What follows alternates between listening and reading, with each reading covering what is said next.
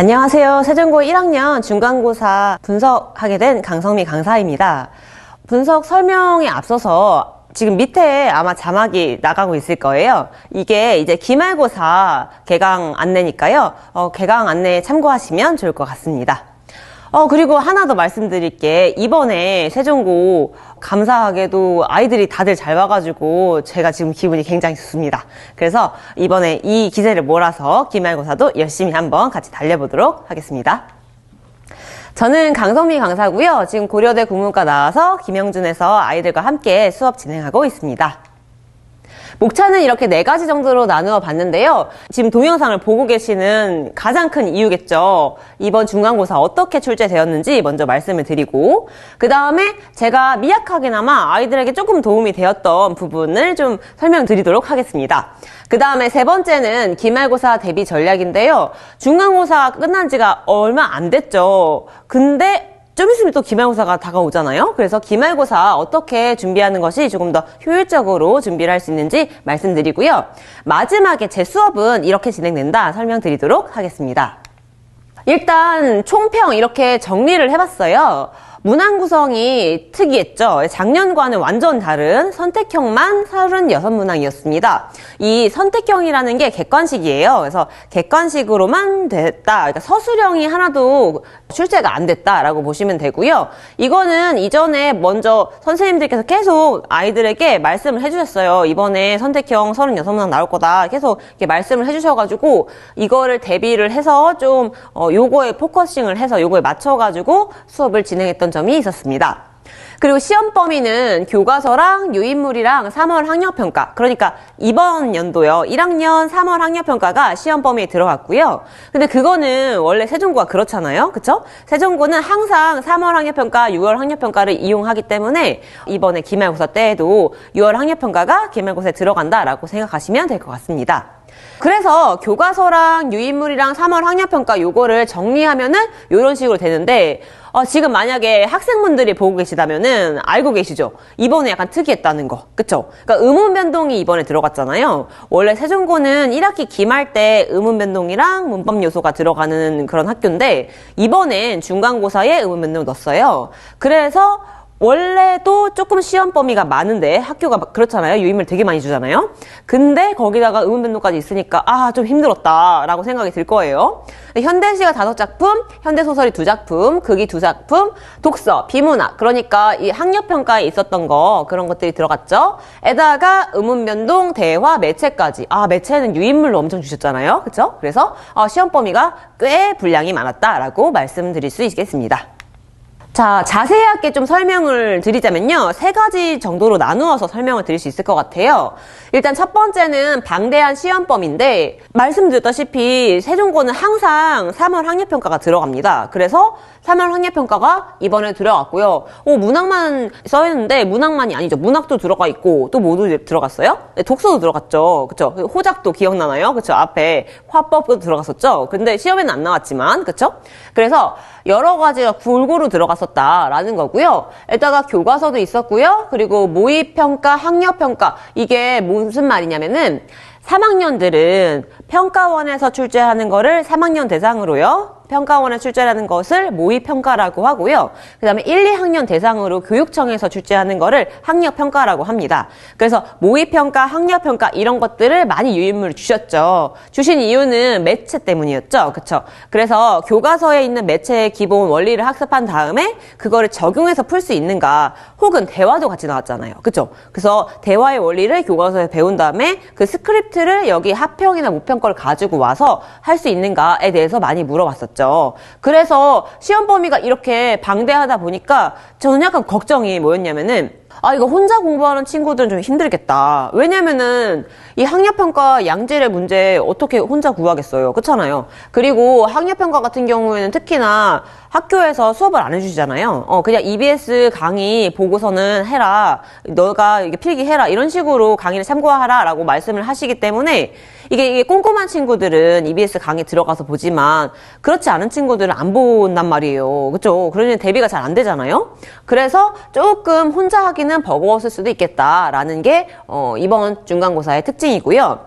두 번째 특징은 뭐냐면 선택형이 36문항. 굉장히 특이했죠. 그래서 아이들이 굉장히 떨었어요. 그쵸? 걱정을 많이 했단 말이에요. 36문항이면 50분 시험인데 그러면은 1분당 하나씩 풀어야 되나? 나 복습 못하나? 다시 못 보나? 막 이렇게 했었잖아요. 그래서 30문항이었어요, 그 전에. 그러니까 서답형, 그러니까 서술형이랑 객관식 합해가지고 36문항이었는데 36문항으로 증가하는 대신에 선택형으로만 구성됐다.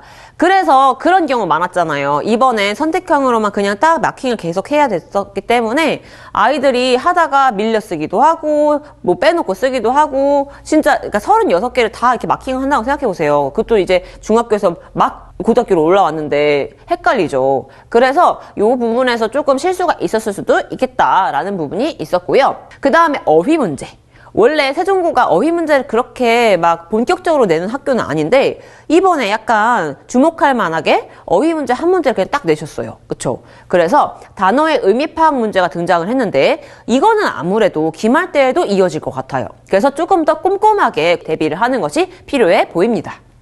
자, 두 번째는 제가 미약하게나마 우리 아이들에게 조금 도움이 됐던 부분이 어딨나를 봤을 때에 일단 선택형 2번입니다.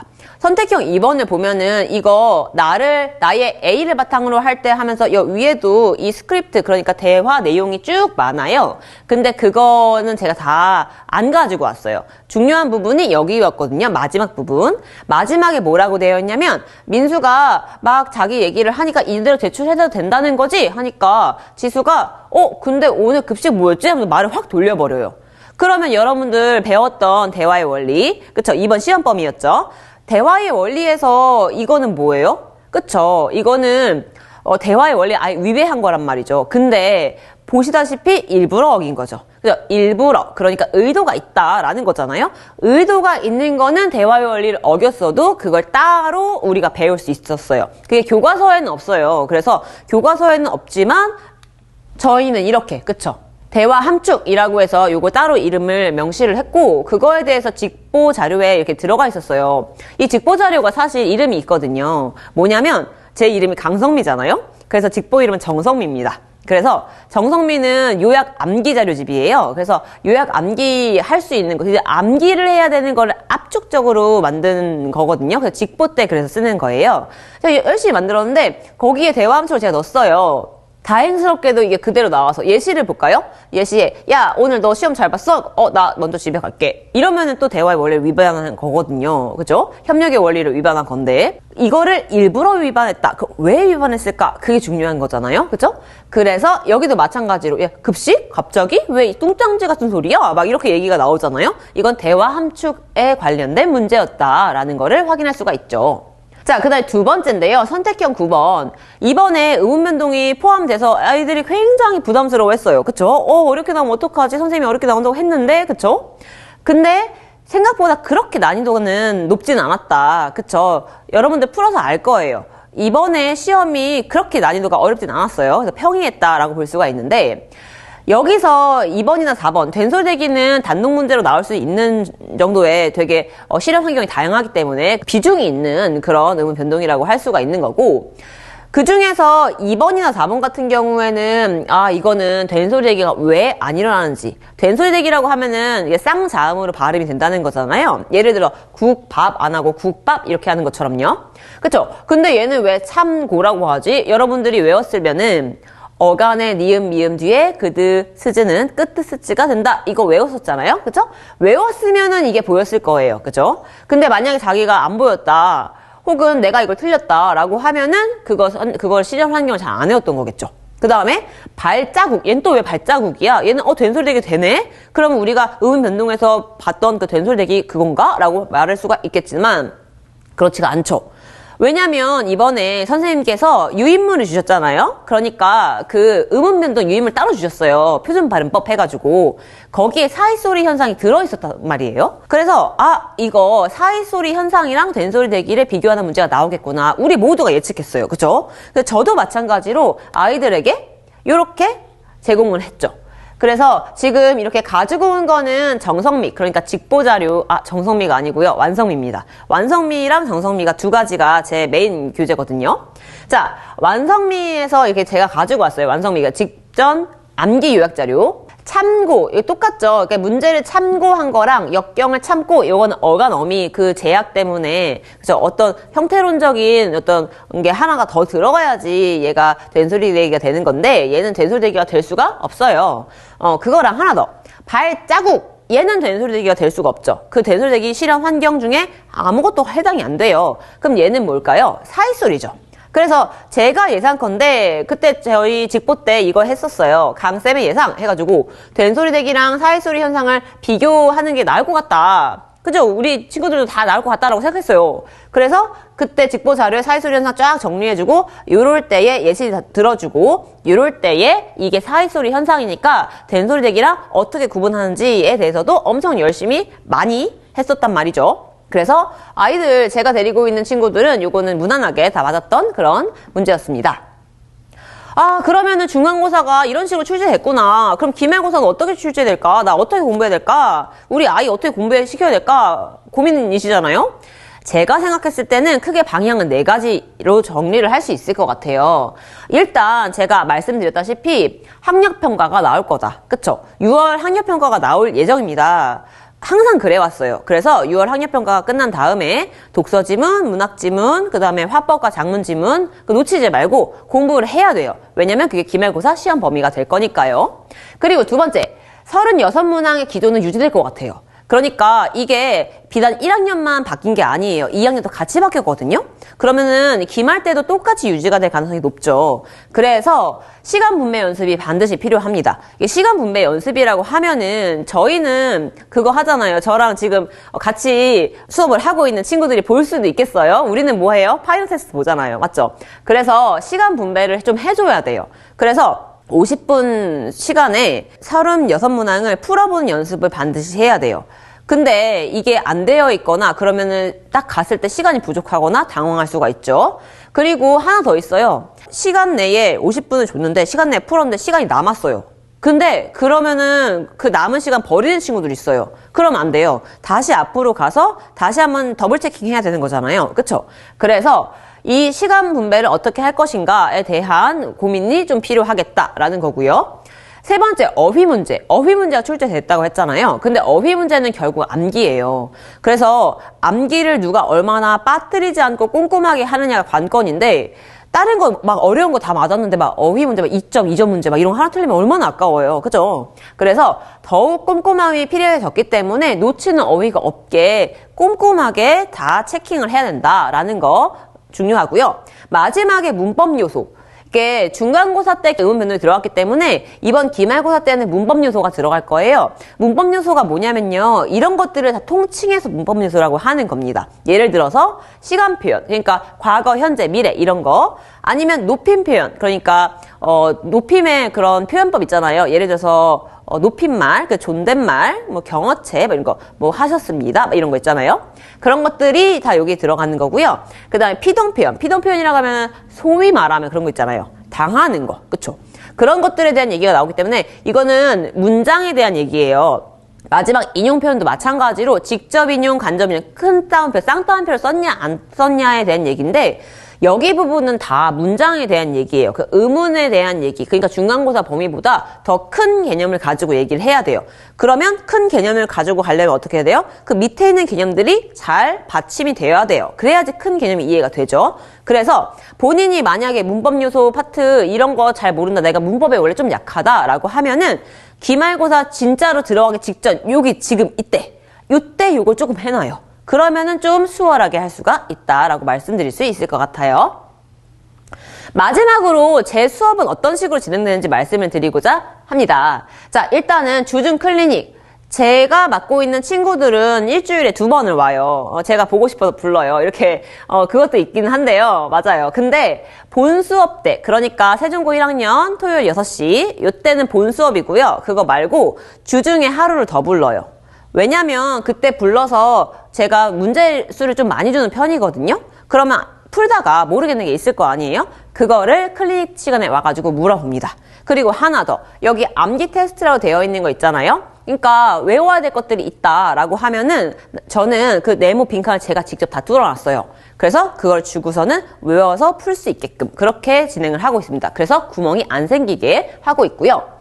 두 번째는 풍부한 연습 문제예요. 그러니까 강남권 기출, 전국 기출, 평가원 기출. 그러니까 공신력 있는 기관들에서 공신력 있는 사람들이 낸 문제들을 쓴다 이거죠. 문제집에 있는 문제 괜찮죠. 퀄리티가 괜찮죠. 하지만 제가 생각했을 때 가장 좋은 문제는 선생님들께서 내신 기간에 진짜 열심히 고민하셔서 만든 그 문제들이 제일 저는 퀄리티가 높다고 생각해요. 그래서 웬만하면은 이 선생님들께서 직접 내신 그 문제들을 제공하려고 하고 있고요. 아니면 평가원에서 낸 거, 아니면 교육청에서 낸 거, 이런 것들을 내려고 많이 노력을 하고 있습니다. 그리고 세 번째는 파이널 테스트인데요. 저는 파이널 테스트를 봐요. 파이널 테스트가 뭐냐면 그 시간 분배해야 되는 거 있잖아요. 그래서 50분 시간을 주고 OMR 카드도 줘요. 그래서 작성을 하게끔 해요. 50분에 네가 알아서 시간을 분배를 해서 문제를 풀어봐라 해서 당연히 이 파이널 테스트는 그 세종고 스타일이 다 반영이 된 걸로 제가 만듭니다. 이게 아이들에게 풀리면은 두 가지의 이점 때문에 제가 이거를 하고 있어요. 첫 번째는 뭐냐면 시간 분배. 너가 다 끝냈다고 엎어지면 안 돼. 다시 일어나가지고 앞에 다시 체크해야지. 이런 거. 혹은 선생님 저 시간 많이 부족한데요? 그렇지. 그럼 시간 분배 어떻게 해야겠어? 그래서 시간 분배 연습 하나 시키고요. 두 번째는 뭐냐면 자기 객관화 시키려고요. 그러니까 이런 거죠. 내가 예를 들어서 이번 시험 범위 파수꾼 저 마스터했다고 생각했어요.